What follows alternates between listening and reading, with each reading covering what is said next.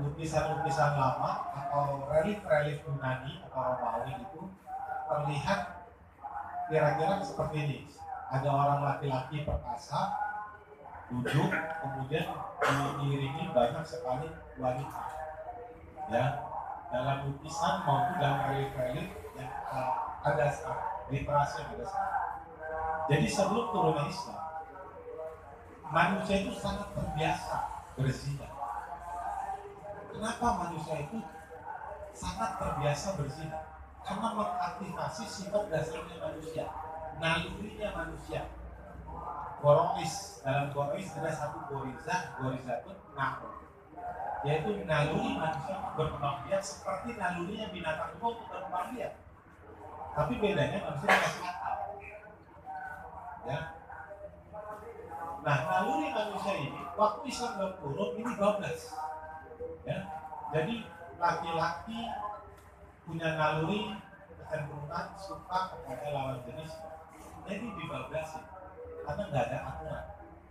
Bahkan dalam sirah dikatakan sebelum turunnya Islam di Quraisy sendiri itu satu orang laki-laki itu bisa memperistri 20 sampai 30 orang istri. Ya, bahkan perbudakan wanita, perbudakan laki-laki, wanita itu nggak ada ininya, nggak ada harganya. Ya, jadi sebelum turunnya Islam justru zina ini masuk. Karena apa? Karena ini sifat dasarnya manusia. Manusia punya naluri ketertarikan kepada lawan jenis. Ya. Bahkan dalam satu kitab saya baca, kitab Asas Al-Taklim, karangan Abu Yasin atau Syekh Abdul Razak, itu ulama besar yang menyatakan bahwa dalam sistem pendidikan Islam dahulu, ya, di masa pemerintahan Islam berkuasa di dunia itu, usia 16 tahun aja sudah diajarkan tentang bagaimana mengelola rumah tangga. Di dalam kitab itu ada kurikulum pembelajarannya. Nah, usia 16 tahun itu, 14 sampai 16 tahun sudah diajarkan bagaimana caranya mempersiapkan diri menghadapi rumah tangga. Nah, artinya begitu kita balik, naluri manusia itu ada. Begitu usia balik, ada yang mengatakan 10 tahun, kalau perempuan menstruasi, kalau laki-laki ketika dia mimpi basah gitu ya, atau ada yang mengatakan balik itu di atas 10 tahun, atau Imam Syafi'i mengatakan 15 tahun. Begitu balik, ada naluri itu aktif, begitu kira-kira. Nah, hebatnya Islam dulu sistem pendidikannya sudah tahu bahwa manusia ini memiliki naluri tersebut, makanya pendidikannya sudah ngajari. Tapi mempersiapkan diri untuk menghadapi rumah tangga, bukan edukasi seksual. Ini dibedakan. Ya. Nah, inilah kesalahan berpikir pemerintah saat ini. Kenapa? Begini, Pak. Ketika mereka mendapatkan fakta, ya, faktanya adalah ditemukan banyak sekali anak-anak yang melakukan hubungan seksual di bawah usia 20 tahun, sehingga rentan bagi perempuan kandungannya itu kesehatannya itu terganggu ketika melakukan hubungan seksual, apalagi mengalami kehamilan.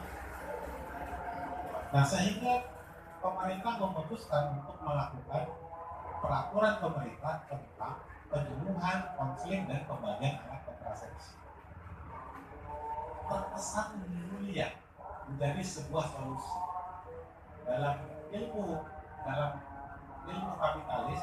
Dikatakan bahwa ya, ketika mendapatkan fakta maka pikirkan solusinya, nah, akhirnya bentuk aturannya. Tapi masalahnya aturan itu, Pak, membuat undang-undang itu tetap mempertimbangkan kepentingan keuntungan, kepentingannya siapa dan keuntungan siapa. Kalau bapak-bapak pernah dengar teori ya, patron klien. Ada patron, ada klien. Jadi ada si pemilik modalnya yang menguasai, yang ngasih duitnya, ada orang yang jadi operator. Ya, selalu dalam kapitalisme itu ada patron, ada klien. Nah, kita lihat, Pak, Sebenarnya legalisasi zina ini sudah ada sejak kondom beredar di pasar-pasar yang mudah kita dapatkan. Jadi kalau pertama kali Bapak lihat kapan adanya alat kontrasepsi itu di Indomaret, maka itu sudah terjadi secara tanpa sadar legalisasi perzinahan. Kenapa? Begini, kita tahu ada konspirasi besar dalam industri kesehatan termasuk alat kontrasepsi. Ya, salah satu pemain besarnya adalah Malaysia, merek Durex. Ini terus terang nih saya kasih tahu. Itu turunan keduanya yang membuat ide tentang alat kontrasepsi. Ada ide mendasar tentang seks, dan menjaga kesehatan. Ya, ada ide tentang menjaga kesehatan. Kemudian di follow dengan menjual bisnisnya. Ya, apa setelahnya? Nah, kalau kita lihat apakah ada kondisi-kondisi di dalam Islam yang menyebabkan yang kita perlu kira-kira alat kontrasepsi begitu.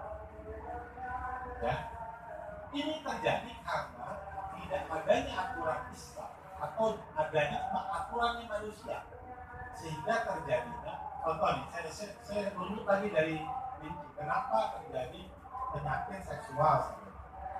Karena banyak orang yang melakukan hubungan seksual sembarangan. Kenapa terjadi hubungan seksual sembarangan? Karena tidak ada aturan yang mengikat tentang perzinahan. Hukumannya nggak jelas, sudah bukan perzinahan.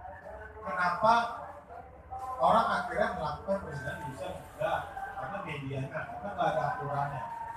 Dan basic daripada itu semua, contoh, karena banyak orang yang tidak menutup aurat. Sepele ya. Karena tidak ada aturan yang paling mendasar terhadap peruntukan daripada perzinahan. Jadi masalahnya ini dari teratasi. Nah, sehingga dalam ketika Islam runtuh dan masifnya pelanggaran-pelanggaran syariat, maka juga berbarengan dengan pelanggaran masifnya perzinahan. Nah, sehingga ada ide tentang seks, yaitu dengan cara alat kontrasepsi. Ya. Karena yang perusahaan ini adalah perusahaan kebun karet di Malaysia awalnya. Jadi generasi keduanya punya ide bikin alat kontrasepsi, dan ini jutaan dolar, Pak. Jutaan dolar. Kalau nggak ada ide tentang seks, maka kira-kira bakal kan enggak.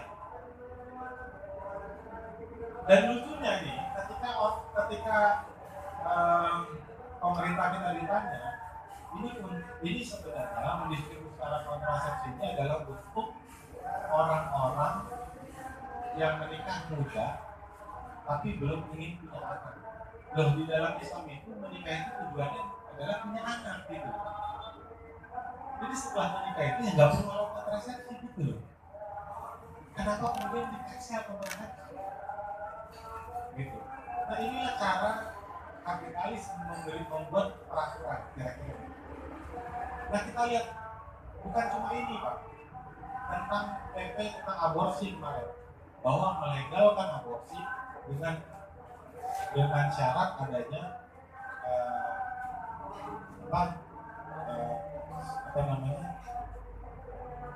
syarat dokter. Dan jadi ada surat dari dokter yang menjelaskan bahwa tergantinya kesehatan si orang tersebut. Jadi atas dasar kesehatan. Dan yang kedua, ketika itu adalah korban perkosaan, maka boleh aborsi. Jadi bisa aja sekarang, ini kan karena sudah dilegalkan, ketika ada orang yang hamil di luar nikah, kemudian dia bilang saya korban perkosaan, selesai. Yang ketiga, adanya aturan yang tidak jelas seperti UU ITE tentang perzinahan juga. Nah, itu yang dikenakan adalah penyebar filmnya, karena UU-nya ITE, penyebar film pornonya. Kalau pelakunya yang nggak dijerat, apalagi kalau dia bilang atas dasar konsumsi pribadi, gitu. Karena peraturannya demikian. Makanya beberapa artis yang kemarin terkena ya, video asusila itu kan tidak ditangkap, tapi yang menyebarkan yang ditangkap dengan dasar pasal undang-undang UU ITE. Jadi bayangkan tidak ada satupun menurut saya yang pro kepada atau serius mengatasi perzinahan ini sebenarnya. Tidak ada. Ini tunggakan, ini Peter. Ini orderan dari Peter kepada klien. Nah masalahnya kliennya atau pemerintah kita ini, Peter ini siapa? Peter ini justru dari orang luar, justru dari negara luar. Dan sekarang Bapak bayangkan, kalau mereka serius memberantas perzinahan, gampang aja. Seperti bagaimana Islam mengatasi memberantas perzinahan. Ya, ini terakhir, saya terakhir. Sementara Islam, ketika kita mendapatkan fakta, maka kita menarik fakta itu kepada maklumat sabiqah. Dalam kitab Tafsir dikatakan bahwa maklumat sabiqah itu ada informasi terdahulu, guidingnya kita hidup sebagai seorang manusia. Bukan maklumat lain, maklumat dengan maklumat sabiqah ini lain. Informasi terdahulu itu seperti biasa dalam surat Al-Baqarah ayat 31 itu bahwa Allah telah memberikan informasi kepada Adam waktu menciptakan Adam. Jadi sekarang manusia itu sudah given dari sana ya. Otak manusia itu sudah punya maklumat. Nah makanya diiringi dengan gorois salah satunya gorizatun at-tadayun, ada maklumat untuk dekat dengan yang menciptakan. Nah guiding kita Al-Quran dan Hadis. Jadi ketika ada fakta justru yang kita pikirkan bagaimana Allah memberikan aturan terhadap fakta itu. Justru kita berpikir bagaimana, kenapa fakta ini ada, kenapa perzinahan ini ada, apa yang Allah berikan aturannya. Nah karena itu yang bisa mengatasi masalahnya. Contoh, cuma perkara gotul basor, menjaga pandangan. Banyak pemerkosaan terjadi karena orang itu membuka aurat yang pertama, yang laki-laki tidak menjaga pandangan. Jadi Islam bahkan mengatur sangat detail dan concern serius terhadap perzinahan. Dari apa? Ya, kita lihat bagaimana hukum-hukum Islam. Islam melarang membuka aurat bagi laki-laki dan perempuan. Bahkan Islam menetapkan ubatnya dan surat An-Nur ayat 1 ayat 2 dikatakan bahwa berzina laki-laki, berzina perempuan yang sudah menikah hukum dia, kata Allah, dengan 100 kali gerakan, 100 kali kandungan. Bahkan di ayat tempatnya di dalam surat An-Nur Allah kasih lagi hukumannya. Kalau ada yang melaporkan perempuan, menuduh orang perempuan itu berzina, hukum dia. Jadi kalau tuduhannya ini dihukum, coba bayangkan. Yang nuduh aja dihukum. Perempuan baik-baik berzina, dihukum itu 80 cambukan. Belum lagi hal-hal yang terkait dengan perzinahan ini. Dan Islam sangat detail mengatur itu. Jadi ketika dalam komparasi ilmu sekarang, mereka mau mengatasi masalah perzinahan sampai ke level 1 kali why, kenapa fakta ini ada? Itu aja mereka udah bingung mau ngatasinya. Contoh, kita bisa nggak tutup TikTok gitu ya?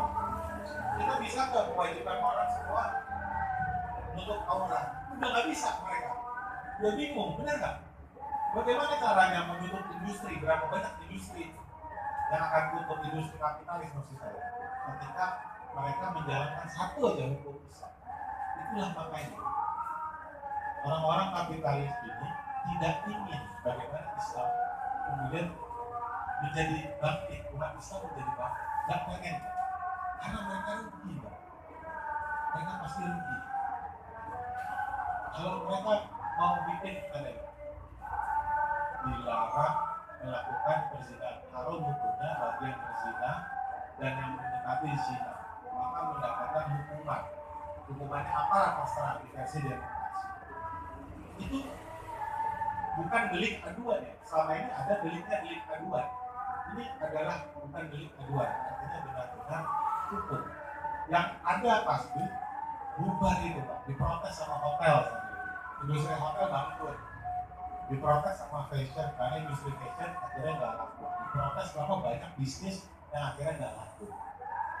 Nah itulah makanya Islam selalu dihalang-halangi untuk bangkit di muka bumi Allah. Allah dalam Islam. Kira begitu antara.